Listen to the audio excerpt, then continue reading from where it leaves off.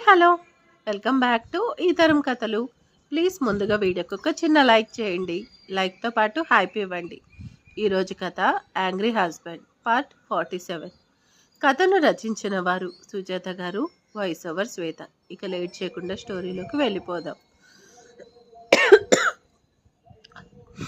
జై ఒక్కసారి కళ్ళు మూసుకుంటే చాలు పారిపోదాం అనిపిస్తుంది శేఖర్కి. ఇదేంటి ఏం మాట్లాడకుండా ఇంత సీరియస్గా చూస్తున్నాడు అని ఐశ్వర్య అనుకుంటుంది. జై ఇద్దరి వైపు మార్చి మార్చి చూస్తాడు. తనకి విషయం అర్థమవుతుంది. అక్కడే ఉన్న చైర్లో కూర్చొని ఇద్దరి వైపు చూస్తాడు. ఇద్దరు తలదించుకొని ఉంటారు. టేబుల్ మీద చిన్నగా సౌండ్ చేసి కూర్చోమని సైగ చేస్తాడు. ఇద్దరు కూర్చుంటారు. ఒకరినొకరు చూసుకుంటారు. కానీ ఏమీ మాట్లాడరు. చా, నేను తనని ప్రేమించాను, ఈ విషయం ఎలా చెప్పాలి అనుకుంటున్నాను. జైకి తెలిసిపోయింది. ధైర్యం చేసి చెప్పాలి, కానీ ఇలా భయపడుతున్నానేంటి అని గట్టిగా ఊపిరి పీల్చుకొని అక్కడ ఉన్న వాటర్ తాగి జై శేఖర్ వైపు సూటిగా చూస్తూ ఉంటాడు. నేను ఐశ్వర్యని ప్రేమిస్తున్నాను. వెంటనే ఐశ్వర్య వైపు చూస్తాడు జై. నిజమే అన్నట్టు తలదించుకుంది. ఈ విషయం నీకు చెప్పడానికి నేను ఆఫీస్కి వచ్చాను, కానీ ఎందుకో చెప్పలేకపోయాను. నువ్వు చేసింది తప్పు, అందుకే చెప్పలేకపోయావు కదా. ఆ మాటకి రోషం పొడుచుకొస్తుంది శేఖర్కి. ప్రేమించడం తప్పు కాదు మిస్టర్ జై, నాకే కాదు, ఈ ప్రపంచంలో ఎవరికైనా తను ప్రేమించిన విషయం అమ్మాయి తరపున పెద్దవాళ్ళకి చెప్పడానికి ఇలాగే కంగారు పడతారు. నేను భయపడ్డాను, కానీ తప్పు చేశానంటే మాత్రం ఒప్పుకోను. మరి నాకు చెప్పడానికి ఎందుకంత కంగారు పడ్డావు? తప్పు చేయకపోతే డైరెక్ట్గా చెప్పొచ్చు కదా అంటాడు సీరియస్నెస్తో జై. కంగారు పడకుండా ఎలా ఉండాలి? ప్రేమిస్తే సరిపోదు కదా. స్టేటస్లో చాలా తేడా ఉంది. మరి ప్రేమించేటప్పుడు ఆ విషయం నాకు తెలీదా శేఖర్ అని అడుగుతాడు జై. అప్పుడు కూడా తెలుసు, కానీ నా మనసు కంట్రోల్ చేసుకోలేకపోయాను.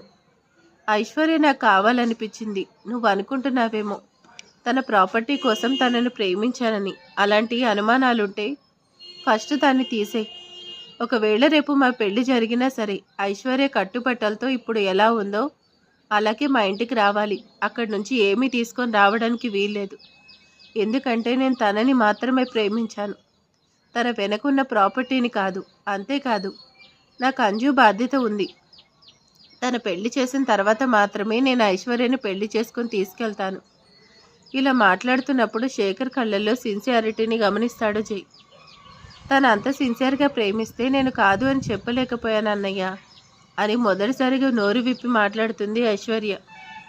ఇద్దరు ఇక్కడ ఏం చేస్తున్నారు? తను నీ దగ్గరకు వచ్చి మా ప్రేమ విషయం చెప్పలేకపోయానని నాతో మాట్లాడుతున్నాడు. అప్పుడే ఇంటికి వెళ్తున్న నువ్వు మా ఇద్దరిని చూసి ఇక్కడికి వచ్చి ఉంటావు. అంతకు మించి ఏం లేదు. సరే పద, ఇంటికి వెళ్దాం. ఏంటి, మా ప్రేమ విషయం చెప్పాక కూడా ఏం మాట్లాడకుండా ముందు ఇంటికి వెళ్దాం అంటాడు? ఏదో ఒకటి తెలిస్తే నాకు టెన్షన్ ఉండదు కదా అని ఇద్దరు మనసులో అనుకుంటారు. ఐశ్వర్య జై పక్కకు వస్తుంది. ఇద్దరు కలిసి ముందుకు వెళ్తారు. శేఖర్ చిన్నగా నవ్వుకుంటాడు. అనుమానం వచ్చి తలెత్తి చూసేసరికి ఎదురుగా జై ఉంటాడు. నీకు నవ్వొస్తుందా? ఇక మా పెళ్లి జరిగినట్టే అని సంతోషంలో నవ్వొస్తుంది. అంత నమ్మకమా? నా ప్రేమ మీద నమ్మకం, అంతకన్నా ఎక్కువగా మన స్నేహం మీద నమ్మకం. జై ఏం మాట్లాడకుండా అక్కడున్న కార్ కీస్ తీసుకుని వెళ్ళిపోతాడు. కారులో కూర్చొని ఉన్నంతసేపు కూడా ఐశ్వర్యతో ఏం మాట్లాడాడు. అన్నయ్యకి ఎలా చెప్పాలా అని భయపడింది. ఇప్పుడు తనకి తెలిసింది ఎలాంటి నిర్ణయం తీసుకుంటాడని టెన్షన్ పడుతూ ఉంటుంది. డైరెక్ట్గా ఇంటికి వస్తారు. దక్ష, ఏంటి శ్రీవారు, ఐశ్వర్యకి నాకు భోజనం తీసుకురా. ఎందుకు? నీకు ఒకసారి చెప్తే అర్థం కాదా? మా ఇద్దరికి భోజనం తీసుకొని పైకి రా అని చెప్పి ఐశ్వర్య చేపట్టుకొని ఫాస్ట్గా జై రూమ్కి వెళ్తాడు. పాము ఇప్పుడే కదా చాలా హ్యాపీగా బయటికి వెళ్ళాడు, అంతలోనే ఏమైంది? ఇంకా కోపంగా ఐశ్వర్యని తీసుకొచ్చాడేంటి? ఏం జరిగిందో ఏంటో అనుకుంటూ ఫాస్ట్గా ఇద్దరికి భోజనం చేసి పెట్టుకొని రూమ్లోకి వెళ్తుంది. దక్ష లోపలికి రాగానే జై డోర్ క్లోజ్ చేశాడు. ఇద్దరు సైలెంట్గా ఉంటే ఎలా? ఏం జరిగిందో చెప్పాలి కదా. నాకు భయం వేస్తుంది. మాట్లాడండి అంటుంది దక్ష. నా ఫ్రెండ్ డిటెక్టివ్ శేఖర్ నీకు తెలుసు కదా. తెలుసు. అయితే ఇప్పుడు ఏమైంది? అన్నీ నన్నే అడిగితే అర్థమేంటి? ఐశ్వర్యని అడగచ్చు అని కోపంగా కోట్ తీసి పక్కన విసిరేసి టై విప్పుతూ ఉంటాడు. తన చేతిలో ప్లేట్ అక్కడే ఉన్న టేబుల్ మీద పెట్టి, ఏంటి ఐశ్వర్య, ఏమైంది? వదిన అన్నయ్యకి చెప్పు, నన్ను శేఖర్ని ఇచ్చేమని. భార్య భర్త ఇద్దరూ ఒకరి మొహం ఒకరు చూసుకుంటారు. అసలు ఇదేలా జరుగుతుంది అంటాడు. అంత నిర్లక్ష్యంగా ఎలా ఉన్నావు ఐశ్వర్య? ఇందులో నిర్లక్ష్యం ఏమీ లేదన్నయ్య. నేను తనని ప్రేమించాను, తను కూడా అంతే. అలా అనుకుంటే నువ్వు కూడా వదినని ప్రేమించే కదా పెళ్లి చేసుకున్నావు. మరి నా ప్రేమకి ఎందుకు సపోర్ట్ చేయు అంటుంది. ఆ మాటకి దక్ష కిసుక్కు నవ్వొస్తుంది. ఈ టైంలో కూడా నీకు నవ్వొస్తుందా అంటాడు జై. అబ్బాయికి చాలా ఆపండి. నీ ఫ్రెండ్ గురించి మీకు తెలుసు కదా, తను మంచివాడు. అయినప్పటికీ ఇంకేంటి, పెళ్లికి ఒప్పుకోవచ్చు కదా. సౌమ్య విషయం వేరు, అందులో నువ్వు నేను ఒప్పుకుంటే చాలు దక్ష. కానీ ఇప్పుడు అలా కాదు. ఆది, శ్రేష్ఠ, లడ్డు, కీర్తన ఆల్మోస్ట్ అందరూ ఒప్పుకొని తీరాల్సిందే. మొన్న సౌమ్య విషయంలో కీర్తన ఎంత గొడవ చేసిందో చూసావు కదా. మళ్ళీ ఇప్పుడు ఏం చేస్తుందని భయంగా ఉంది. మా శ్రీవారు భయపడ్డమా? ఈ మాట నేను ఫస్ట్ టైం వింటున్నాను. నా భయం నా గురించి కాదు. అది నన్నేం చేయలేదు. ఆ విషయం నాకు తెలుసు, తనకి కూడా తెలుసు. అందుకే నన్ను కాకుండా మిగతా వాళ్ళని మాత్రమే ఏదో ఒకటి అంటూ ఉంటుంది. ఆ రోజు సౌమ్యని బాధ పెడుతుంది అన్నప్పుడు చాలా కంట్రోల్ చేసుకోవాల్సి వస్తుంది. ఇప్పుడు ఐశ్వర్యని టార్గెట్ చేస్తుంది. అన్నయ్య, నువ్వెప్పుడు ఒక మాట చెప్తూ ఉంటావు, నాకు అందరూ సమానమే అని. నన్ను, సౌమ్యని, రంభిని ఒకేలా చూస్తాను అన్నావు. సౌమ్యని సొంత చెల్లెలు కాబట్టి తనకి పెళ్లి చేస్తావా? నేను బాబాయ్ కూతుర్ని కాబట్టి నా విషయంలో జోక్యం చేసుకోవా? నాకు ఇష్టమైన వాళ్ళనిచ్చి నాకు పెళ్లి చేయండి. ఐశ్వర్య, ఎందుకు ఇలా మాట్లాడుతున్నావు? మీ అన్నయ్య ఎప్పుడూ నీకు ఇష్టం లేకుండా ఏమీ చేయరు. వదిన, నాకు తెలుసు ఈ విషయం గురించి ఇలా మాట్లాడితే తొందరగా పెళ్లికి ఒప్పుకుంటారు. అందుకే నేను మాట్లాడుతున్నాను. ఇంకొక విషయం ఏంటో తెలుసా? నాకు ఎప్పుడు ఏ హెల్ప్ కావాలన్నా చేస్తానని ప్రామిస్ చేశావు. ఇప్పుడు హెల్ప్ చేయి. మా ఇద్దరికి పెళ్ళికి అన్నయ్యతో పాటు ఇంట్లో అందరిని ఒప్పించే బాధ్యత నీదే. ఏయ్, ఇదేంటి?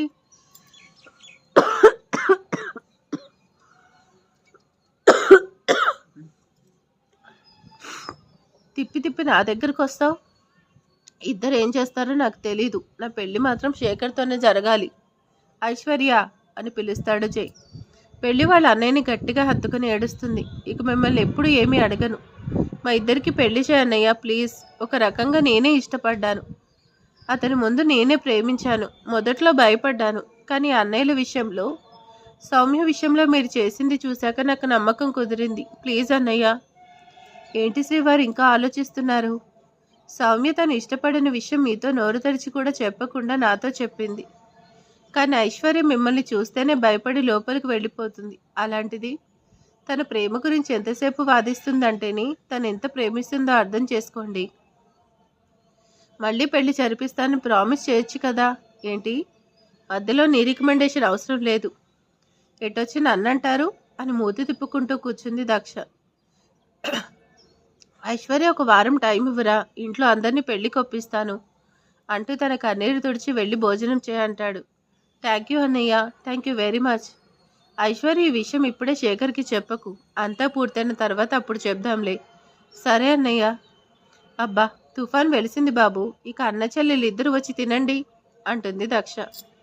ఇద్దరు హ్యాండ్స్ క్లీన్ చేసుకుని అక్కడే తినడానికి కూర్చుంటారు. నువ్వు కూడా తిను అంటాడు జై. మీరు మీ ఇద్దరికి మాత్రమే భోజనం తీసుకురమ్మన్నారు, నన్ను తెచ్చుకోమని చెప్పలేదు కదా. అందుకని నేను కిందకు వెళ్ళి తింటాలే అంటుంది. ఈ వేషాలకేం తక్కువ లేదు అని తన తలను వంచి ఒక పెద్ద ముద్ద నోట్లో కుక్కుతాడు జై. అంత పెద్ద ముద్ద నోట్లో పట్టక చాలా కష్టపడుతూ నములుతూ ఉంటుంది దక్ష. అది చూడగానే ఐశ్వర్య నవ్వుతుంది. ఇలాగైనా అందరినీ ఒప్పించి ఐశ్వర్య ఫేస్లో చిరునవ్వు శాశ్వతం చేయాలి అని అనుకుంటాడు జై. ఏంటన్నయ్య అలాగే చూస్తున్నావు? ఏం లేదురా అని తర్వాత ముద్ద ఐశ్వర్య నోటి దగ్గర పెడతాడు. ఐశ్వర్య షాక్తో కళ్ళు పెద్దవి చేసి చెయ్యి వైపు చూస్తూ ఉంటుంది. అలాగే దక్ష కూడా. కానీ దక్ష వెంటనే తేరుకొని సెల్ పట్టుకొని వీడియో తీస్తూ ఉంటుంది. తినరా అంటాడు. అప్పటికి ఐశ్వర్య తేరుకొని జై చేయి పట్టుకొని తన నోట్లో పెట్టించుకుంది. నువ్వు మాతో ఇలా ఉండడం ఇదే ఫస్ట్ టైం అన్నయ్య. నాకెంత హ్యాపీగా ఉందో తెలుసా? ఐశ్వర్య సంతోషం సరిపోతుందా, లేకపోతే శేఖర్ గారి వల్ల వచ్చే సంతోషం ఇంకా కావాలా అని అల్లరికి అడుగుతుంది. వదినా అనేదో అనబోయి జైని చూసి ఆగిపోతుంది. ఇక మా చెల్లెల్ని ఆట పట్టించింది చాలు, వెళ్ళి తినేసిరా అంటాడు. వదిన మరదల్లో మాత్రం ఆట పట్టించుకోకుండా ఎలా ఉంటాం శ్రీవారు? ఐశ్వర్య నువ్వు సైలెంట్గా ఉండు, ఇంట్లో వాళ్ళతో టైం చూసి మాట్లాడతాను. కానీ కీర్తన ఏమైనా అంటే మాత్రం నువ్వు బాధపడకూడదు, సౌమ్యలాగా ఏడవకూడదు, నన్ను గట్టిగా సమాధానం చెప్పాలి. మనం సౌమ్య సిస్టర్ అంత సాఫ్ట్ కాదులే, తను ఇప్పటి వరకు నన్నేమీ అనలేదు అంటే మాత్రం నేనైతే ఊరుకోను, ముందే చెప్తాను. నా చేతిలో దానికి మూడింది. అలా ఐశ్వర్య చాలాసేపు అక్కడే కూర్చొని అన్న వదినతో మాట్లాడుతుంది. ఓకే అన్నయ్య, నేను వెళ్తాను. ఓకేరా వదిన, మళ్ళీ చెప్తున్నాను, అందరినీ ఒప్పించే బాధ్యత మీదే అని మరోసారి హెచ్చరిస్తుంది ఐశ్వర్య. నువ్వు నన్ను బ్రతిమలాడుతూ ఉన్నట్టు లేదు అంటుంది దక్ష. నేను నిన్ను ఎందుకు బ్రతిమలాడతాను, బెదిరిస్తాను వదిన. నిన్ను ఐశ్వర్య చెవి పట్టుకుంటుంది దక్ష. నీకెంత ధైర్యం కాకపోతే మా చెల్లెల్ని అలా పట్టుకుంటా వదులు అంటాడు జై కూడా. నిజంగా నాకు చాలా ధైర్యం ఉంది, ఎందుకంటే నేను మిస్సెస్ జై కదా. వీళ్ళిద్దరూ సరదాగా పోట్లాడుకుంటున్నారనుకుని ఐశ్వర్య అక్కడి నుంచి మెల్లిగా జారుకుంటుంది. తనకు చాలా సంతోషంగా ఉంది. అన్నయ్య వదిన మాట ఇచ్చారంటే ఇక మా పెళ్లి జరిగినట్టే అని రూమ్కి వచ్చి డోర్ క్లోజ్ చేసుకుని పిచ్చి పిచ్చిగా డాన్స్ వేస్తుంది. ఐశ్వర్య వెళ్ళగానే డోర్ క్లోజ్ చేసి పక్కకు చూసేసరికి జై అక్కడుండడు. బాల్కనీలో ఉయ్యాల్లో కూర్చొని ఆలోచిస్తూ ఉంటాడు. దక్ష జై వెనకాల నిలబడి తన మెడ చుట్టూ చేతులు వేసి తన భుజం మీద ఫేస్ని పెట్టి, ఏంటి శ్రీవారు అంత సీరియస్ అయిపోయారు? జై కూడా దక్ష తల మీద చేయి వేసి తనని ఇంకా గట్టిగా తన ఫేస్ కానించుకొని, ఐశ్వర్య పంతం పండుతుంది, ఇంట్లో అందరిని ఎలా ఒప్పించాలి, ఎలా రియాక్ట్ అవుతారో ఏంటో అర్థం కావట్లేదురా. సౌమ్య విషయంలో అంటే అతను ఐఏఎస్ ఆఫీసర్ కాబట్టి అందరూ ఈజీగా ఒప్పుకున్నారు. కానీ ఇప్పుడు అలా కాదు. ఏంటి శ్రీవారు ఈరోజు కొత్తగా డల్గా మాట్లాడుతున్నారు? ఒకవేళ తాతగారు ఒప్పుకోకపోతే? ఖచ్చితంగా ఆది కూడా ఒప్పుకోడు. అప్పుడు ఐశ్వర్య ఏమైపోతుంది?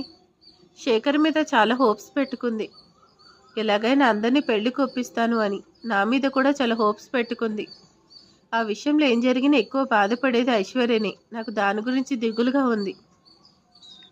దక్ష వెనక నుండి ముందుకొచ్చి పక్కన కూర్చొని, మీరు చెప్పింది కూడా ఆలోచించాల్సిందే, అసలు నీకు బుద్ధుందా అని తన కింద పెదవి పట్టుకొని లాగుతూ అడుగుతాడు.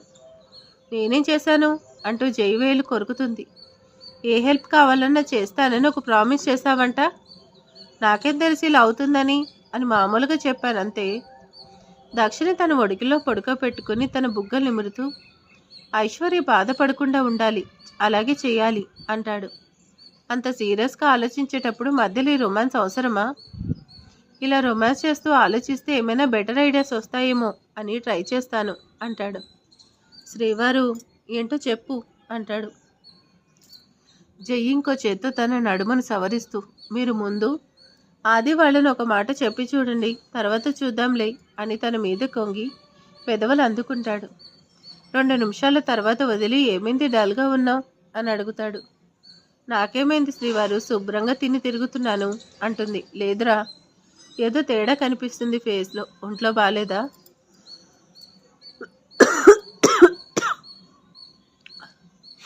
అని తన నడుము దగ్గర ఉన్న చీరను జరిపి అక్కడ ముద్దు పెట్టి మీసాలతో చెక్కిలి గింతలు పెడతాడు. దక్ష గట్టిగా కళ్ళు మూసుకుని ప్రేమగా హత్తుకొని తనకి సహకరిస్తూ ఉంటుంది. నా దగ్గర నుంచి ప్రేమ తక్కువ అయ్యేసరికి ఆ బాధ నీ ఫేస్లో కనిపిస్తుంది అంటాడు. మరి ఇప్పుడు ఏం చేద్దాం అని తన షోల్డర్ మీద చేయి పెట్టి శారీకి ఉన్న పిన్ తీసేస్తాడు. చీర జారి ఒడిలో పడుతుంది. శ్రీవారు ఇలా చేస్తే ఎలాగా? దక్ష డియర్, మరి నీ చీర కాకుండా వేరే వాళ్ళ చీర తీస్తే నీకు ఓకేనా? మిమ్మల్ని చీర సరి చేసుకొని జై మీదకి యుద్ధానికి బయలుదేరుతుంది. జై తన 2 చేతులతో పట్టుకొని ఆపి తన ముందు కూర్చోబెట్టుకొని తన మెడవంపుల్లో తల దాచుకున్నాడు. దక్ష నవ్వుతూ జైని అల్లుకుపోతుంది. ఒకరోజు మధ్యాహ్నం అందరూ భోజనం చేయగానే పద్మ ఇంట్లో అందరూ తినడం అయిపోయింది. ఇవి తీసుకెళ్లి వాచ్మెన్ వాళ్ళ అమ్మాయి ఊరి నుంచి వచ్చిందంట, తనకివ్వు. ఆదివారం కావడంతో అందరూ హాల్లోని కూర్చొని ఉంటారు. ఆది మాత్రమే ఆఫీసులో ఏదో అర్జెంటు పని ఉందని సండే కూడా వెళ్తాడు.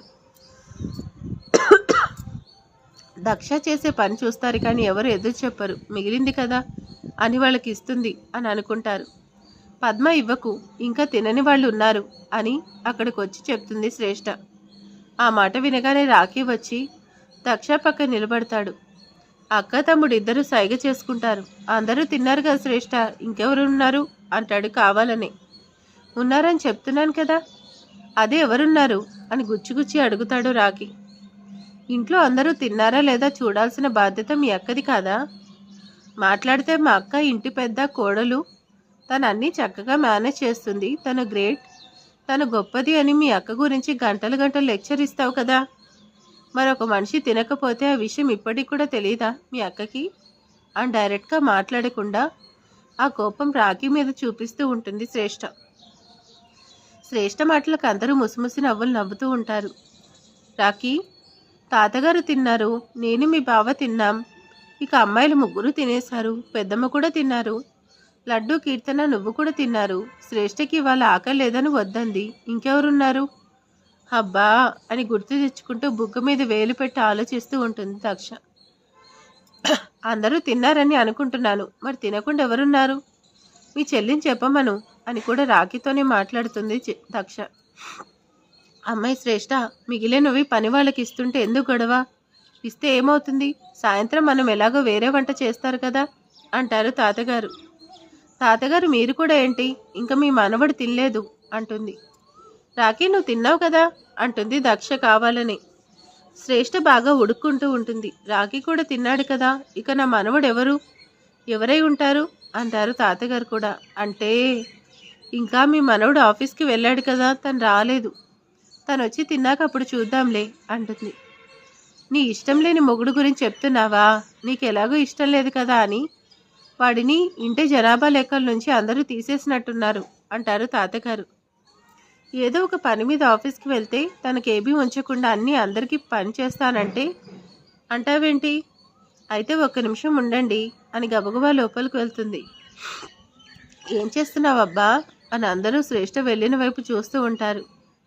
లోపలికి వెళ్ళిన 2 నిమిషాల్లో బయటకు వస్తుంది శ్రేష్ఠ.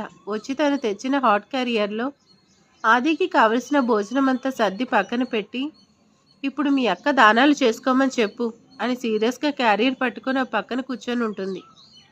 అక్కడ అందరికీ అర్థమవుతుంది శ్రేష్ఠ ఆరాటం. నవ్వితే ఎక్కడొచ్చి కొడుతుందో అని పంటి బిగును నవ్వకుండా ఆపుకుంటారు. ఇక దక్ష ఇప్పుడే రూమ్లోకి రాదులే, నేను కొంచెంసేపు రెస్ట్ తీసుకుంటాను అని వాళ్ళ రూమ్లోకి వెళ్తాడు జై. రాఖీ శ్రేష్ఠ పక్కన కూర్చొని ఆదికి ఫోన్ చేసి స్పీకర్ ఆన్ చేస్తాడు. ఒరే ఆది అందాం అనుకుంటాడు. ఆ రోజు శ్రేష్ఠ ఇచ్చిన వార్నింగ్ గుర్తు చేసుకుని, హలో ఆది గారు, ఏంట్రా కొత్తగా ఈ పిలుపు? సరే కొంచెం పనుంది, ఏంటో చెప్పు. మీరు భోజనానికి ఎన్ని గంటలకు వస్తారు? హోమ్ డిపార్ట్మెంట్ వాళ్ళు తెలుసుకోమన్నారు అని శ్రేష్ఠ వైపు ఓరగా చూస్తూనే చెప్తాడు రాఖీ. బాగా బిజీగా ఉన్నానురా, నేను భోజనానికి రావడం కుదరదు. ఆ మాట వినగాని శ్రేష్ఠ మొహంలో నీరసం గమనిస్తాడు రాఖీ. అయ్యో రాకపోతే ఎలారా, టైంకి తినకపోతే హెల్త్ పాడవుతుందని మీ హోమ్ డిపార్ట్మెంట్ వాళ్ళు చెప్పమన్నారు అంటాడు. ఆది ఏమో నా కోసం వదిన వీడు చేత్తో ఫోన్ చేయిస్తుంది అనుకొని నాకు వచ్చే టైం లేదు, కానీ డ్రైవర్ని పంపిస్తున్నాను, క్యారియర్ పంపమని వదినకు చెప్పు అంటాడు. ఆ మాటకి దక్షకి నవ్వొస్తుంది. శ్రేష్ఠకి పిచ్చ కోపం వస్తుంది. నీకోసం నేను కూడా తినకుండా ఎదురు చూస్తూ ఉండి మన కోసం భోజనం కూడా క్యారియర్లో రెడీ చేసి పెడితే నువ్వేమో రాకుండా డ్రైవర్ని పంపిస్తానంటావా, పైగా వదినకు చెప్పమంటావా అని దక్ష వైపు పళ్ళు కొరుకుతూ చూస్తుంది శ్రేష్ఠ. పాపం, నువ్వు రాను అంటే హోమ్ డిపార్ట్మెంట్ వాళ్ళు ఫీల్ అవుతున్నారు, మీకోసం ఎదురు చూస్తున్నారు, ఏదో ఒక రకంగా వచ్చి వెళ్ళొచ్చు కదా అంటాడు రాఖీ. లేదురా, రావడం కుదరదు, కొంచెం బిజీగా ఉన్నాను, డ్రైవర్ వస్తాడులే, ఫోన్ పెట్టేస్తాడు ఆది. అక్క డ్రైవర్ వస్తాడట, క్యారియర్ రెడీ చేయి అని శ్రేష్ఠ వైపు చూసి దక్షకి చెప్తాడు. మీ అక్క క్యారియర్ రెడీ చేయనక్కర్లేదు, ఆది కోసం, అదే నా భర్త కోసం నేను రెడీ చేశాను, కారు వస్తే నేను ఇస్తాను అని వెళ్ళి కారిడార్లో నిలబడి ఎదురు చూస్తూ ఉంది. శ్రేష్ఠ అలా బయట కారిడార్లో అటు ఇటు తిరగడం చూసి ఫ్యామిలీ మెంబర్స్ అంతా నవ్వుకుంటారు. మరి ఇక తర్వాత ఏం జరగబోతుందో నెక్స్ట్ వీడియోలో చూద్దాం. Thank you for watching.